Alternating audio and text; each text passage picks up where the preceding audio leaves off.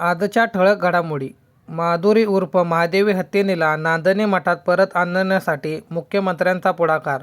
राज्य शासनही सर्वोच्च न्यायालयात पुनर्विचार याचिका दाखल करणार. नागपूर विणकर सहकारी सूतगिरणीच्या 1,124 कामगारांना 50 कोटींचे सानुग्रह अनुदान.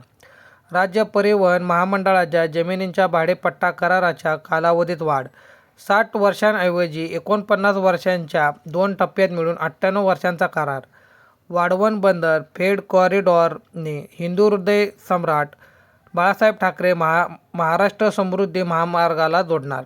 महाराष्ट्र स्टार्टअप उद्योजकता आणि नाविन्यता धोरण 2025 जाहीर.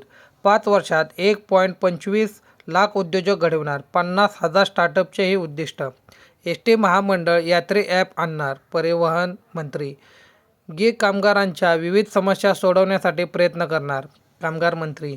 मोठी बातमी. महादेव मुंडे खून प्रकरणातील माहिती देणाऱ्यास बक्षीस. SITकडून गोपनीयतेची हमी. मानाच्या 5 गणपतीची मिरवणूक दुपारी 12 पर्यंत पूर्ण मार्गस्थ करावी. पुण्यातील मंडळांचा आग्रही भूमिका. सांगली. रीलच्या नादात मिरजेत वंदे भारत एक्सप्रेसवर दगडफेक. 3 अल्पवयीन मुलांवर गुन्हा दाखल. सामोपचार योजना लागू. नाशिक जिल्हा बँकेकडून पहिल्या दिवशी 25 लाखांची वसुली. नियमांकडे दुर्लक्ष करणे भोवले. IRDAईने पॉलिसी बाजारला थोठावला 5 कोटींचा मोठा दंड. बिहारमध्ये डोमोसाईल पॉलिसी मंजूर.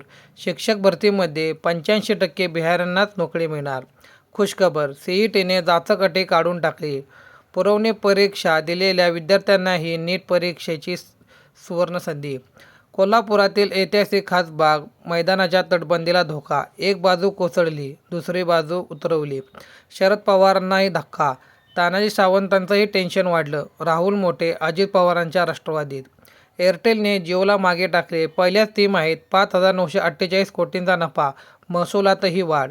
बीडमधील ऊस तोड मजुरांसाठी आयुर्मंगल नंतर मिशन सारथी योजना. म्हाडांची मास्टर घरे लाटली. 19 जणांविरुद्ध गुन्हा दाखल. बनावट यादी कागदपत्रेद्वारे घेतला लाभ. बंगळुरूमधील धावत्या लॅम्बोर्गिनीने घेतला पेट. गौतम सिंघानी यांनी कंपनीवर उपस्थित केले प्रश्न. मराठी सिनेमांनाही मल्टिप्लेक्समध्ये अतिरिक्त शोज मिळवून देण्यासाठी समिती स्थापन. आजचे सोन्याचे भाव. 22 कॅरेट 91,717.